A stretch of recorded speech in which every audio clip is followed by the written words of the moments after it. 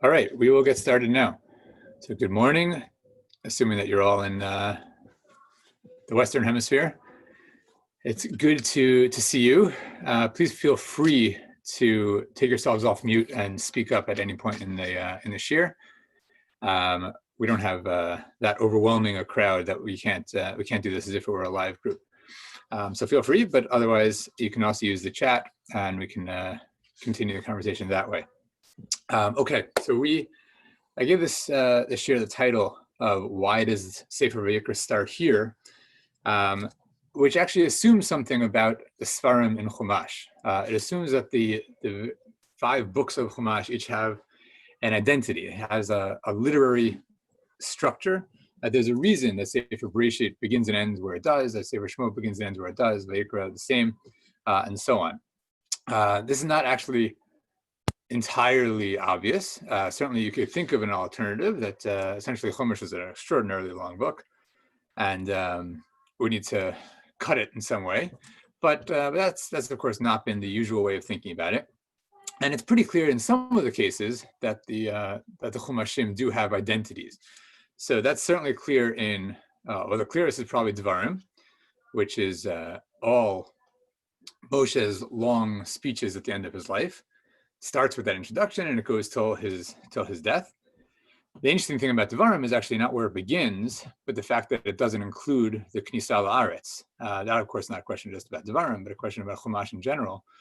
If Chumash is a story of Bnei Israel being promised the land of Israel, leaving the land of Israel, being in Mitzrayim, Shibur Mitzrayim, Yetziat Mitzrayim, and then the Geulah, which we'll talk more about in a few minutes, it certainly could have been reasonable to expect it would actually include the Kibush and Nachla, or at least the Knisa La'aretz. And that, of course, is not in Chumash. That's only afterwards. So in a sense, we have to readjust our expectations once we find out that Chumash ends with the death of Moshe Rabbeinu.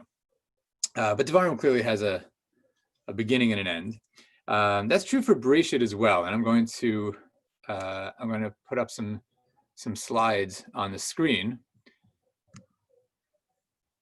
There we go. And give me a second to start this. There we go.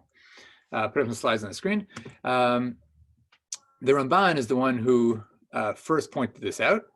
The Ramban in his Hakdama, in his introduction to Sefer Shemot, says, Hishlima katuv Sefer Bereshit shehu Sefer hayitzira b'chidush ha'olam v'yitzirat kol notzar.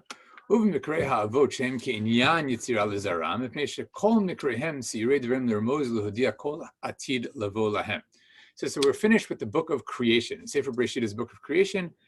The beginning is obviously creation, and the rest of it, he says, and this is of course based on his Kabbalistic approach to the Sipurei HaAvot, is also creation, because everything that the Avot did created pathways for their descendants to walk through. That's not our issue for today, so that's good. And now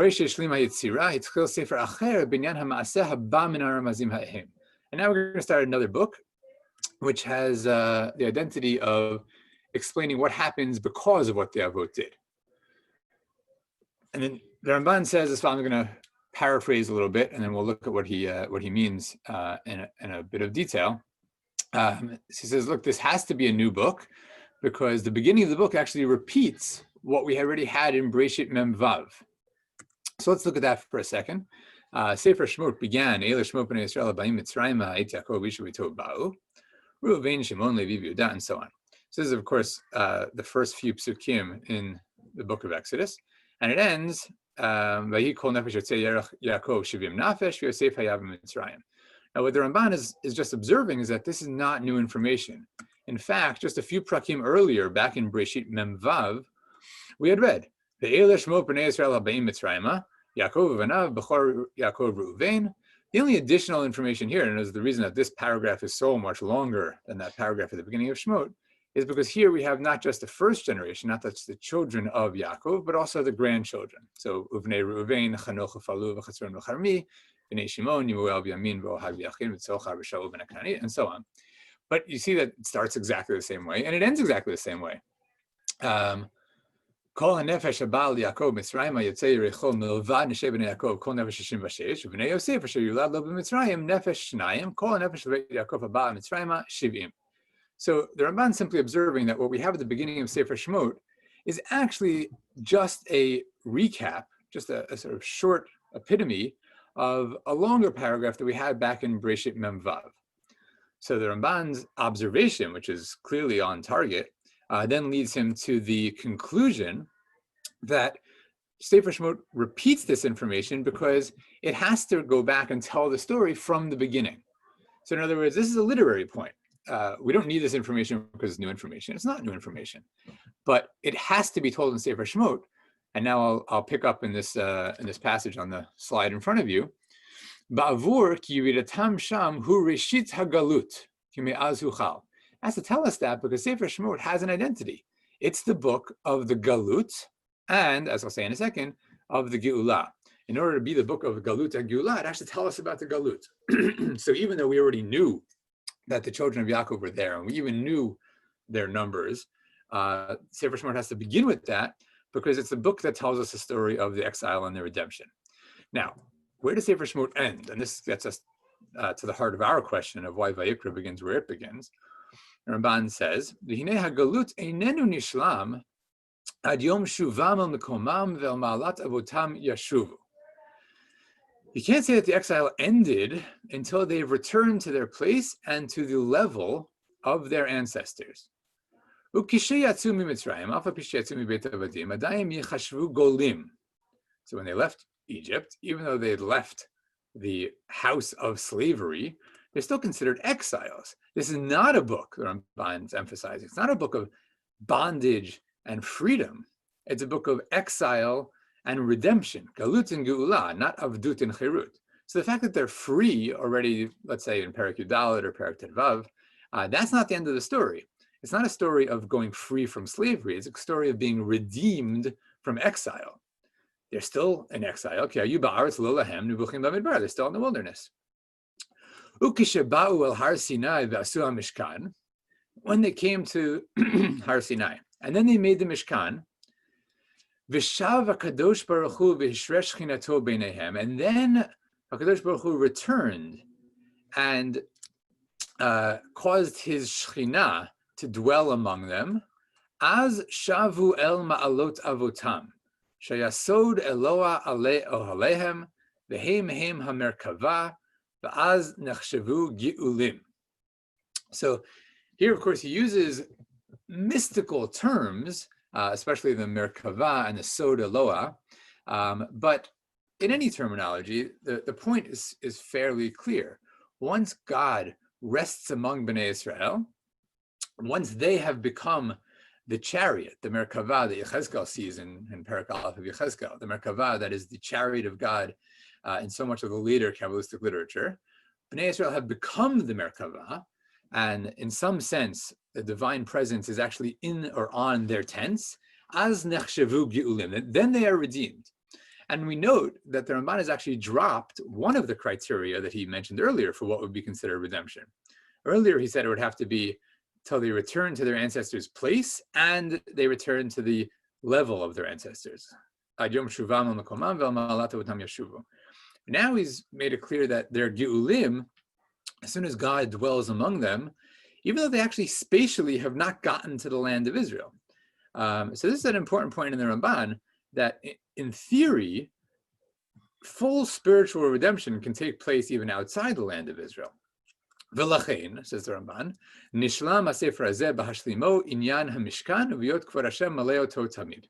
So that's why Sefer Shemot ends when the Mishkan is built and when the glory of God, the Kvod Hashem, fills it always. So Sefer Shemot, the Ramban, I think, is very insightfully observing, has a real identity. It starts with the beginning of the Galut, and so it has to go back and get some information from earlier in Bereshit to start that story. And it ends at a reasonable time. It ends at a logical time. It ends with the Mishkan, because the Mishkan is the time where we actually have redemption. Of course, it's spiritual redemption, not physical redemption. It's not about liberation. It's about Kvod Hashem dwelling among Bnei Israel. Now, that at least allows us to approach the question of Vayikra. So Vayikra, the reason it's not obvious why Vayikra begins and ends where it does, is that Vayikra begins with the korbanot. And if you ask, well, where are the korbanot taking place? What do they belong to? So the answer is that they clearly are related to the Mishkan from the end of Sefer Shemot. In other words, the question is not, does everything in Vayikra belong in Vayikra? The question is really, well, what about that stuff at the end of Shemot, though? Wasn't the Mishkan the prerequisite to there being korbanot? And isn't all of Vayikra actually just interested in the Mishkan itself, in the Ol Moed and Makom Kadosh, and the different levels of Kedusha in those in that place? All of the korbanot in our Parsha and next week's Parsha. Then we're going to get to Tumah and Tara, which is, of course, essentially all about who can go in, who can't go into the Mishkan, under what circumstances someone can go in, rules of Kohanim, rules of Korbanot in the Mishkan. So all of Sefer Vayikra is essentially rules about what to do now that we have a Mishkan. So why is the Mishkan not actually in Sefer Vayikra? That's, I think, the way of asking the question that frames our Parsha. So our Parsha starts with Korbanot, but Korbanot seems to be an odd place to begin. The Mishkan itself would have seemed to be a more reasonable place to begin. So we should think for a minute again about the structure of Vayikra. I just gave a sort of brief version of this orally, but we should think about this in a little bit more detail. So Vayikra, you could divide it up in a bunch of different ways, but this seems like a plausible way to me. Vayikra has 7 big chunks within it. The first 7 prakim are the korbanot. That's basically this week's parsha and half of next week's parsha. Then we have Chet through Yud, which clearly are a unit unto themselves.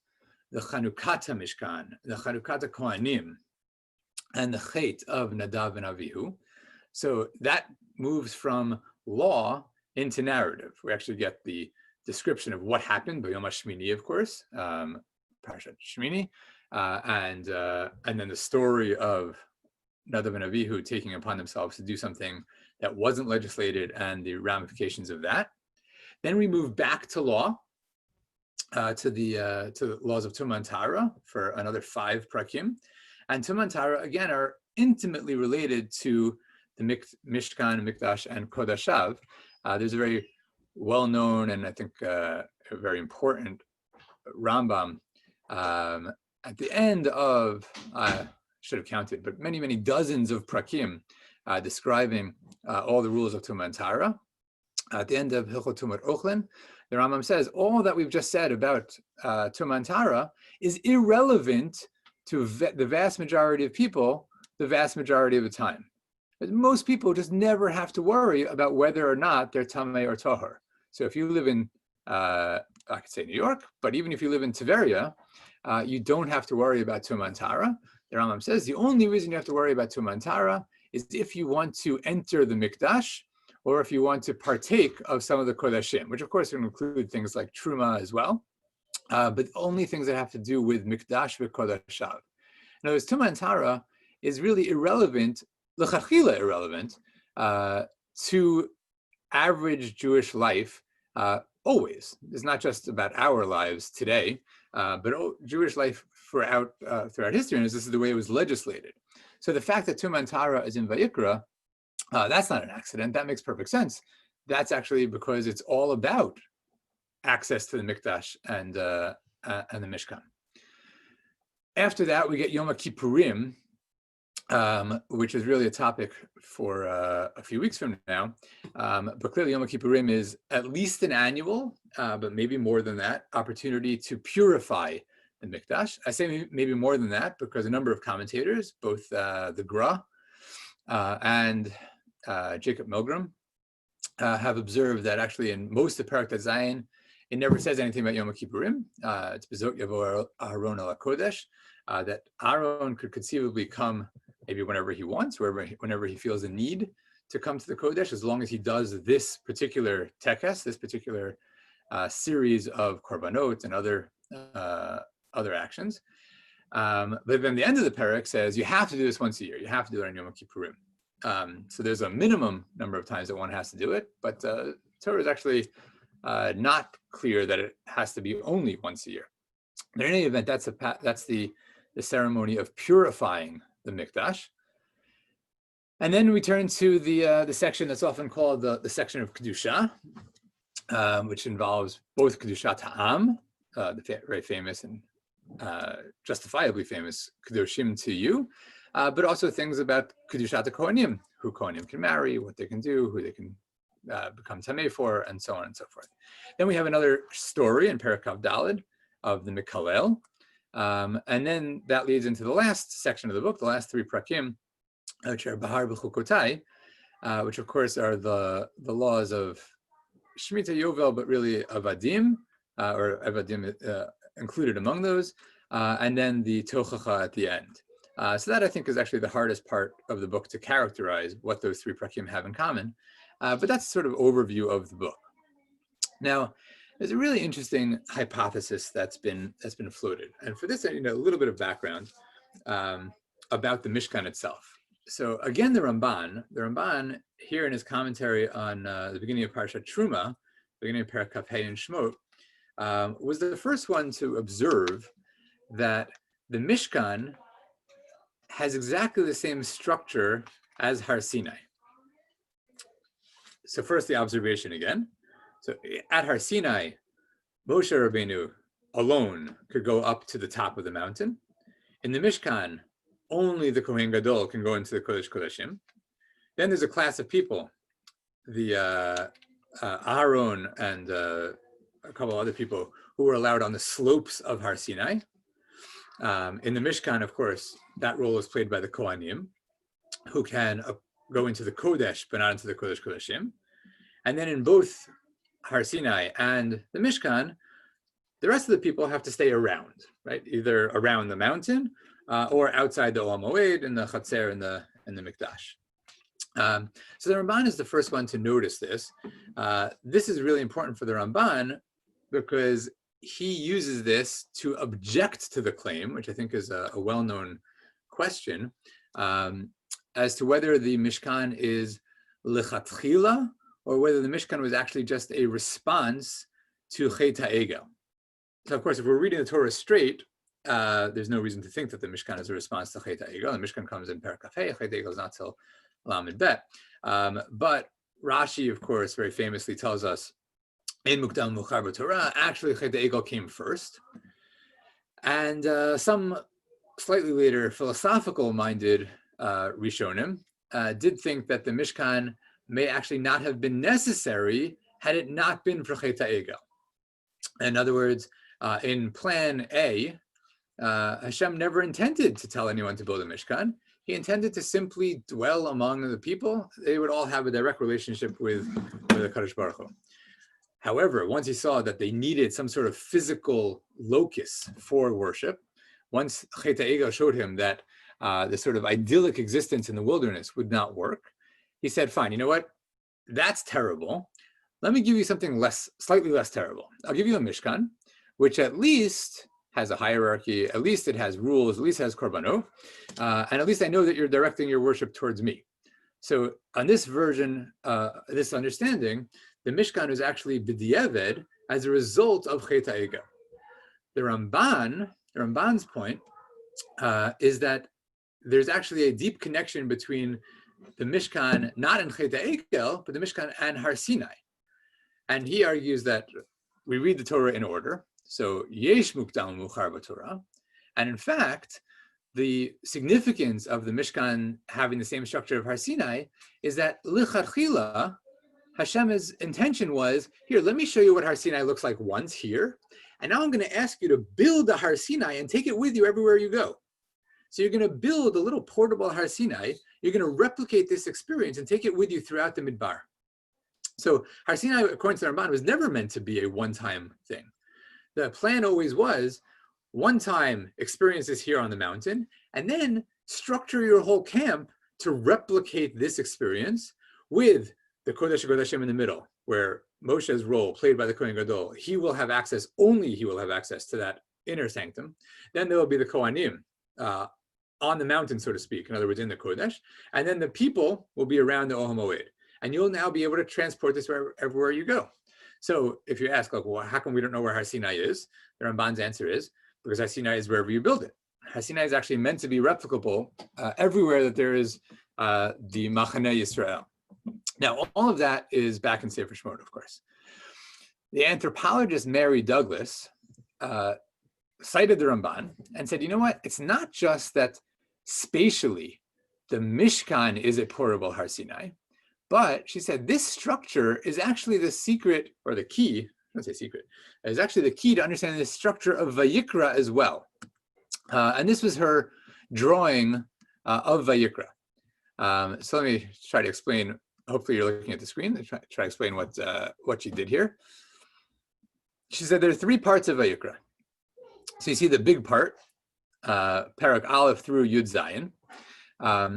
She says that's all Korbanot, that's all Tuman Tara. That includes also the stories of the Chanukata Mishkan and Nadav and Avihu. Then there's a second part that goes from Yudchet through Kafdal, through the Mekalel. That's the story, well, the Mekalel, I'm sorry, the Mekalel is sort of the border, through Chav Gimel Chavdal, through the Korbanot of Emor. And then there's a third part, Chafei Chav Zayin. And I'll read to you the summary of her approach that I thought was said really well by my colleague Gary Rensburg. So this is the hypothesis. It's not just that the relative sizes of the 3 parts of Vayikra match the sections of the Mishkan, but their contents. Because here's how it goes. The first big section deals with the Korbanot. Where were the Korbanot done? Here, let me put up the next slide. So you see on the bottom here, the Chatzer. The Korbanot were, of course, performed in the Chatzer, at the Mizbach Adama, at the large Mizbeach outside the Mishkan, and Tuman Tara, which dictates who can enter or not enter the Mishkan. So all of these first 17 prakim deal with things outside of the Mishkan. They deal with things before you've ever gotten into the Mishkan. Then the Kodesh, this is the laws of the Kohanim. So the Kohanim are, of course, the ones who can go into the Kodesh. And then finally, the Kodesh Kodeshim, Douglas's theory is that the section, the end of Vayikra, is the Kodesh Kodeshim because it's the Brit, it's the covenant, and the covenant is represented by the Luchot and the Aron. So that sort of represents the Kodesh Kodeshim. It's the inner sanctum of the Mishkan. So in any event, that's her hypothesis about the structure of Vayikra. It's very hard to know whether this is correct or not, but I think it's a really exciting, interesting idea that the Ramban's idea that Har Sinai's structure was mirrored in the Mishkan also provides a key to the structure of Sefer Vayikra, and that literarily all of Vayikra actually mirrors the Mishkan, which in turn mirrors Har Sinai. So that's something I'll put out there for you to think about. Okay, so where does this leave us? Well, when we talk about let's zoom in a little bit on our Parsha, because of course our Parsha is the first part of this structure. So in our Parsha we have the section on the laws of Korbanot, which of course are divided into sort of serial lists of laws. So we have the Olah, the Mincha, the Shlamim, the Chatat, the Asham. That's essentially our Parsha. That takes us the first 5 prakim of Vayikra. And then the next 2 prakim are also Helchot Korbanot. And then we get, again, the Korbanot as they're offered by the Kohanim. And at the end of Perek Zayin, there's a very explicit summary of those 2 prakim. So that's clearly a unit. And then again, as we said, Perek Chet starts a new unit. Perek Chet starts a narrative unit of Yom HaShmini. So the Ramban, who of course is our literary structural guru here, so Ramban is in his Hakdama to Vayikra, which is actually fairly long, significantly longer than the Hakdama to Sefer Shemot. The Ramban says, Ki kasher haya sefer echad b'inyan hagalut v'hagula mimenu, v'hishlimo b'inyan oel moed uchvod Hashem asher malei et hamishkan, tzivao b'korbanot v'shmirat hamishkan shiur korbanot kapara lahen, v'lo yigremu ha'avonot l'salei kashchina. So I want to spend a couple of minutes unpacking what the Ramban seems to be saying here. So I said, I don't know, 15 minutes ago that the question about Vayikra is, why would you begin with the korbanot? The korbanot just seem to be part of the functioning of the Olam Moed.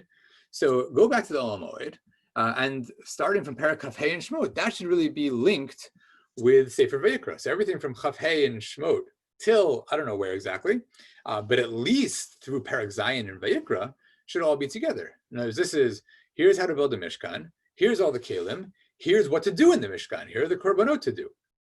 And yet, for some reason, those are severed. And the Ramban's point, I think, if I'm understanding his claim here correctly, is that actually that's a mistaken understanding. So Aaron, that's a very nice idea, but that question is based on a bad understanding of the Mishkan. The korbanot are not there, are not linked to the Mishkan because that's what the Mishkan's there for. It's not true. The Mishkan is actually there, if you had read my Hakdama to Shmot well, the Ramban might say, the Mishkan is actually there not in order to do korbanot. I disagree with that. The Mishkan is there in order to bring the Shechina down among Bnei Israel. The Mishkan is the place, Mishkan, the root from Shachan, right? Vasuli Mikdash v'Shachanti b'tocham. The Mishkan is primarily a resting place for God among Bnei Israel. That's actually why it exists. That's what it's constructed for. And that's why it is the fitting climax of Sefer Shmot. What about the korbanot? So look again at what the Ramban said here. Oops, sorry about that. Look again at what the Ramban said. The Ramban said, Tzivahu b'korbanot v'shmirat ha'mishkan, sheyihu ha'korbanot kapara lahen, v'lo yigremu ha'avonot l'salek ha'shchina. The korbanot are not there because that's why the Mishkan exists. On the contrary, the korbanot are needed now that we have a Mishkan, because if we didn't have korbanot, we're worried the Mishkan might not exist for a very long time. The primary purpose of the Mishkan is for God to rest among Bnei Israel. There's a problem though. God can't tolerate bad actions, bad behaviors, and still dwell among Bnei Israel. He just can't do it. So we're concerned, the Torah is now concerned, that now that there's a Mishkan, people are going to start behaving badly. They're going to have the same chatim that they would have had otherwise. Not that they'll behave worse, they'll just behave badly, as human beings are wont to do. But now the stakes are higher, because if they behave badly, God's going to have to leave. In order to protect from that consequence, now we need all of Sefer Vayikra. Sefer Vayikra is essentially a way of protecting the Geulah that we had in Sefer Shmot. Sefer Shmot reached redemption by having Shechinat Hashem Mushra bein Bnei Israel. And now God rested among Bnei Israel. And now there's a concern that the Chataim, the Avonot, the Psha'im are going to drive him away. So along comes Sefer Vayikra and says, okay, now we have to worry about this. So for the Ramban as well, Sefer Vayikra is, in a sense, I don't want to say this too strongly, but in a sense, b'di'evet. In a sense that korbanot are not inherently desirable. They're desirable, according to his Hakdama here, they're desirable because they protect the Mishkan from otherwise being offended by people's sins, and thus driving away the Shekhinah. Now, this, of course, might sound surprising because there's a very famous debate between the Rambam and Ramban, which is usually cast in exactly the terms, are korbanot lechatchila or b'di'evet. The Rambam in the Moreh Nevuchim is explicit that korbanot are b'di'evet. And he means it in a much more radical sense than what the Ramban just said in his Hakdama to Vayikra. The Rambam says that korbanot are actually not desirable by God at all. God doesn't care about korbanot. He even implies that God doesn't care about tefillah. L'chachila, God just wants people to sit quietly, achieve philosophical, moral, and physical perfection, and contemplate his oneness. But he realized that Bnei Israel were in no position to do that as they left Mitzrayim, and that if he had said, listen, Israelites, from now on, now that I've taken you out of Egypt, I want you to sit around on hilltops and meditate on my oneness, he would have lost them immediately. they would have said, look, we're used to worshiping idols. We know Egypt, we have temples, we have grand sacrificial rituals. So, if you're just offering us like meditation on hilltops, contemplating oneness, we're going to go back to that. So according to the Rambam, Hashem said, okay, fine. Here's a better idea. Better idea is at least worship only me. So I don't need korbanot, but if you need to offer korbanot, offer them only to me. At least now the people are monotheists, and that's a major step forward, the Rambam says. So he's educated them to be monotheistic through korbanot, but korbanot in and of themselves are not all that important. This has raised the question for many interpreters of the Rambam, whether the Rambam really thinks or needs to think that we need to return to korbanot in Bayit Shlishi. The Rambam is actually explicit that we do, and it's very vanishingly rare to find Rishonim who don't think so. The one voice that's sort of explicit on this point is Rabbi Yosef Albo, a couple of centuries later, who in fact draws the conclusion that we don't need to go back to korbanot and Bayit Shlishi because they were only a compromise needed for ancient times. But now that we're all of a spiritual standing that don't require korbanot, we don't need to go back to them when there's a future Beit HaMikdash. But all of this is for the Ramban. The Ramban, in his parish on Vayikra, on our Parsha, on Vayikra Perek Aleph Pasuk Tet, mentions the Rambam, he cites him, condemns him in extraordinarily harsh terms, and says that actually there is deep significance to korbanot. He actually says that there's two different levels of significance to korbanot. He says there are some people who say that a korbanot are meant to be a patropaic. That's not exactly his word, but in other words, that people offer a korban, I offer the sheep, I really should be offering myself. But that's extreme. I don't need to offer myself on the altar. So instead I offer a sheep and should contemplate the fact that really I deserve to offer myself if I've sinned, but instead I use a sheep to take my place, or a cow or a bird, wherever it may be. Then the Ramban says that actually there's a deeper meaning, al derech ha'emet. Al derech ha'emet, as I'm sure you've all noticed, is the Ramban's way of saying, actually there's a Kabbalistic truth here. So I'm not going to try to explicate his Kabbalistic truth, but I'll send you to that commentary on Vayikra Aleph Pasuk Tet for the Ramban's own view of that. But all of this has led, and this has come back to our point, all of this has led many people to say that for the Rambam, korbanot are b'diavad, but for the Ramban, they're in fact l'chachila. They're desirable in and of themselves. What we see in his Hakdama is that they are necessary in and of themselves, and they may in fact have deep spiritual significance, but actually they're not there inherently because that was the point of it. Rather than saying that the Mishkan was built in order to offer korbanot, the Ramban says the Mishkan is there for Hashrat HaShechina. The Mishkan is there because the Shechina is to be present among Bnei Israel. Now that the Shechina is to be present among Bnei Israel, now we have to have korbanot to protect that Mishkan, to make sure that there's kapara, to make sure that there's a way of atoning for any chatayim that take place. And all of the korbanot, all of Sefer Vayikra essentially, is a way of protecting the Mishkan. So I hesitate to say it this way, but I'll say it anyway just to make it clear the point. Vayikra is less important than Shemot. I don't want to, now I take that back, but hopefully you understand the point. In other words, the Mishkan is there on purpose. That's really the goal. That's the Geulah. Once we have a Mishkan, we now need to have a lot of laws to protect the Mishkan. And that's Sefer Vayikra. But Vayikra is really only there as a protection for what we accomplish in Sefer Shemot. So that's, I think, the Ramban's approach, and it seems like a very, very compelling approach. The key point is as follows. The Mishkan should not be understood, according to the Ramban, as just the place that had to be constructed in order to perform korbanot. If that were true, then obviously it would be linked textually in the same book with all the korbanot. Actually, the Mishkan is far more important than just a place to do korbanot. The Mishkan is a place for the Shekhinah to rest among Bnei Israel, and that's in fact portable. I think that's an important thing to say. The Ramban, in his Hakdama to Shemot, as you recall, said that this could be done anywhere. They didn't have to be on Har Sinai. It could be replicated anywhere. And that's the point of the Mishkan. Bnei Israel can actually bring the Shekhinah to rest in their midst. Now that we have that, we need to have a whole lot of laws to make sure that this structure doesn't fall apart. Of course, it did fall apart, but only many, many centuries later.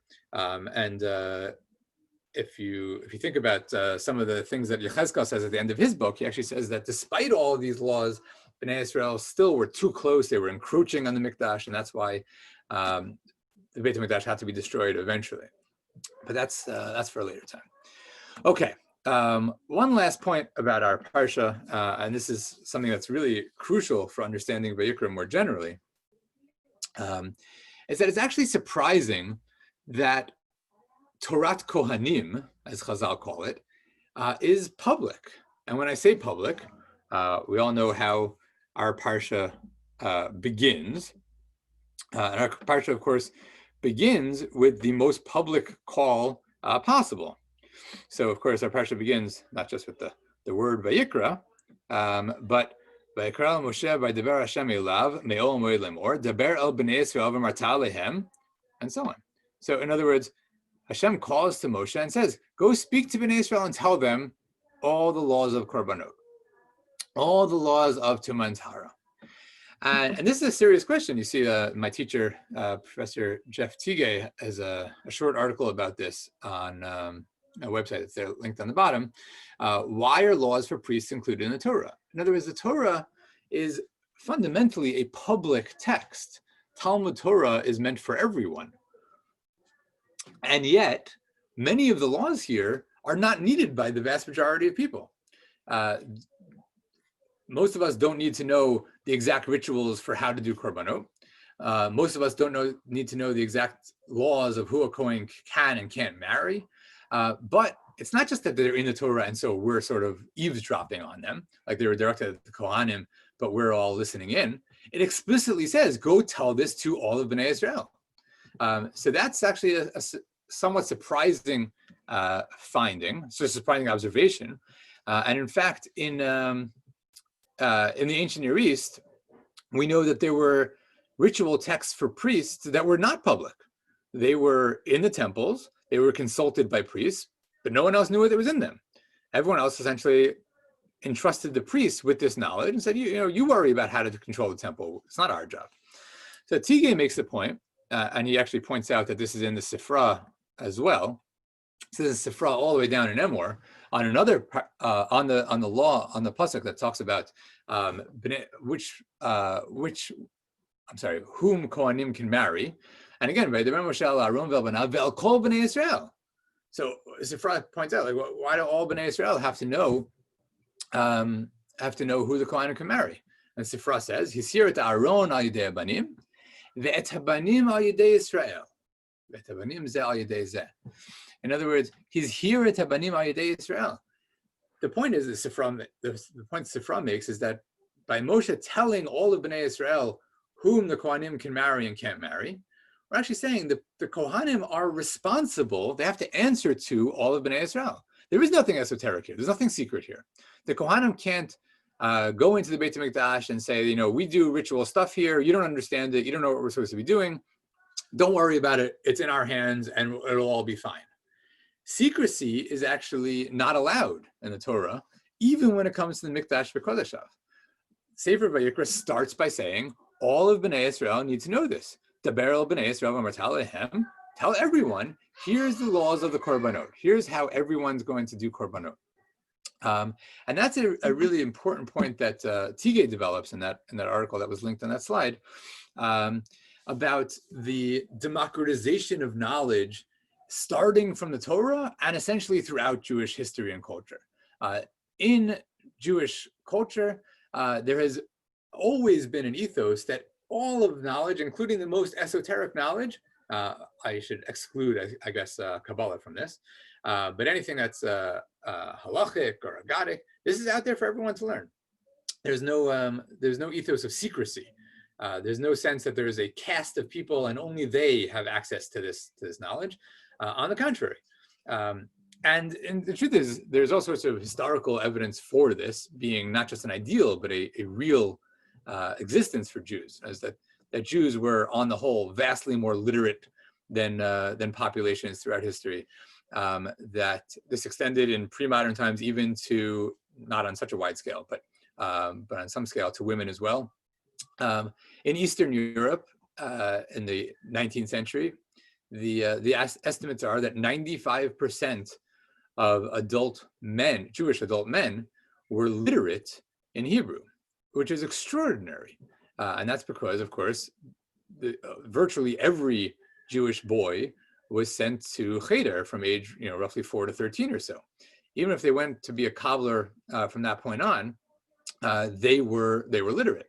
And you have to remember that in the 19th century, if you're thinking about Russia or what's now Poland, literacy rates for the general population were, I actually don't have good numbers, but I'm going to think something about 15-20% of the general population.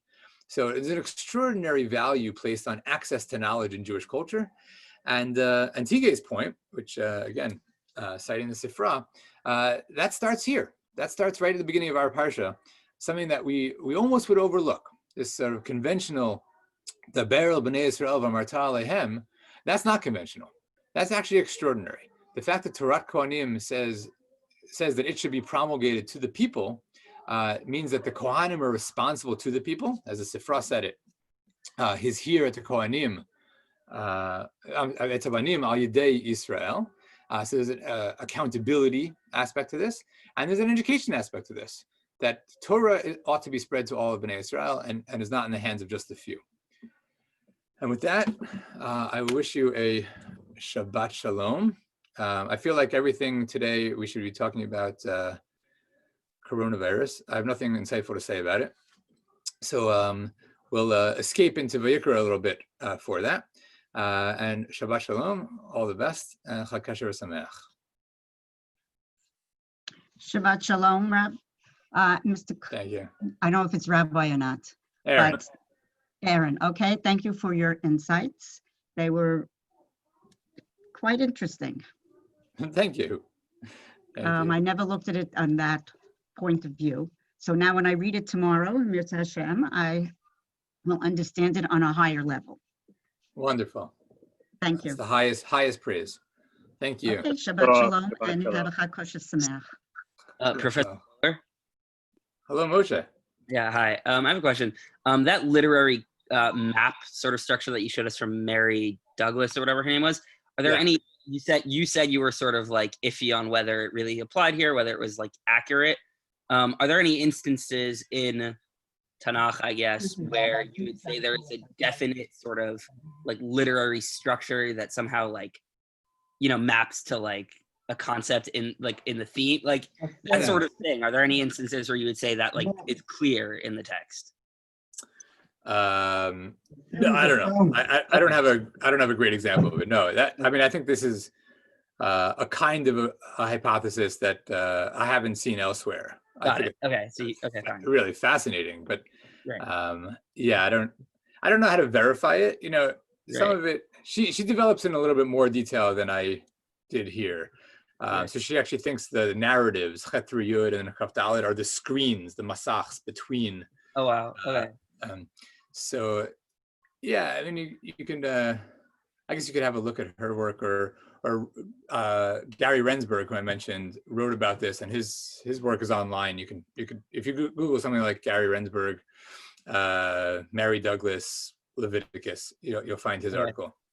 I think that's a good place to do it. I don't know. All right, but yeah, good to hear from you. Thank you. All right. So have a good Shabbos, everyone. Is there a way to print your sources?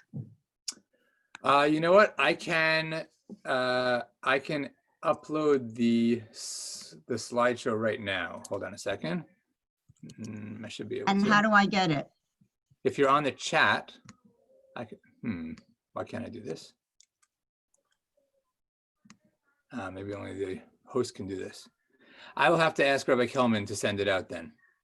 I unfortunately seem to not. Because if you upload it to the sheet that says how to get into this, if somehow it's on that cover sheet, so when we click it, we can also, it says source, I've seen on other Zooms, it says source sheet on the bottom.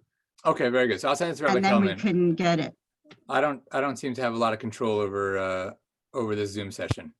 So I'll send it to Rabbi Kelman and ask him to distribute it however he distributes things. Okay, thank you so much. Have a good Shabbos. Absolutely. Have a good Shabbos. Can I ask a question? Oh. Do you Hey. hear Greenfield? Hi, Yehuda. How are you? you? I'm good. I want to ask about, you're speaking about how knowledge is democratized. And I wrote this in a chat, but I don't think you saw it. The Gemara talks about like a certain family that had the secret of the Ketores and how they Oh, yeah, with that Beit Ashan. Avtinas, is that right? Yeah, I don't remember exactly, but I think that's right. but like, so that's the case of knowledge not being Hmm. democratized and being kind of hidden. That's Um, true. Good yeah, point. so and also like this is a point my wife made while she was listening, which is like, if because the knowledge is democratized, like that made it that like other families can, like, you know, like the whole fight between the dynasties of like the Hashmonaim becoming Kohen Gadol, or like who's going to be the Kohen, like that's only possible because they all knew exactly what to do. But if only one family knew like the Kohen Gadol procedure, then we would never have had Right. the Hashmonaim taking over the Kohen Gadol, or that sort of stuff that led to That's the funny. Dead Sea sect and that stuff. There's a downside to everyone having knowledge. Yeah. That's a good point. Well, I mean, that's yeah, that's a good point. There is the possibility for people who shouldn't be acting on that knowledge to think that they can. Not to judge any of the people you mentioned, but like in theory, you know, once knowledge is out there, anyone can say like, oh, good, I have this knowledge, I can do this. What do I need you for? I think that's true today, right? I mean, that's essentially the dynamic of, since I have Google, what do I need rabbis for? Right, and like the Katoris thing is like example of like maybe sometimes having it in a specific family is a good thing. Interesting. Although I think the Mishnah actually says that Chachamim condemn them for keeping the knowledge themselves. Oh yeah. Uh-huh. But, maybe when they needed it, when we need to democratize, that's when we should do it. right. Yeah, it's a tough one. I mean, I think we all know today that there are pros and cons to democratizing knowledge. People do feel experts when they shouldn't feel experts. You know, this is a little knowledge is a dangerous thing. But overall, at least our impulse seems to be that it's still better than esotericism. But it's a tough one. I mean, it's not obvious, or at least we can certainly agree that there are costs to democratizing knowledge. It's not just an entirely good, all good. Like there are definitely costs that we pay for doing that. I think that's a good point. Okay, thank you so much. Really appreciate it. Oh, thank you. Absolutely. All right, wonderful. It's good to hear from you. So I guess have a good Shabbos now.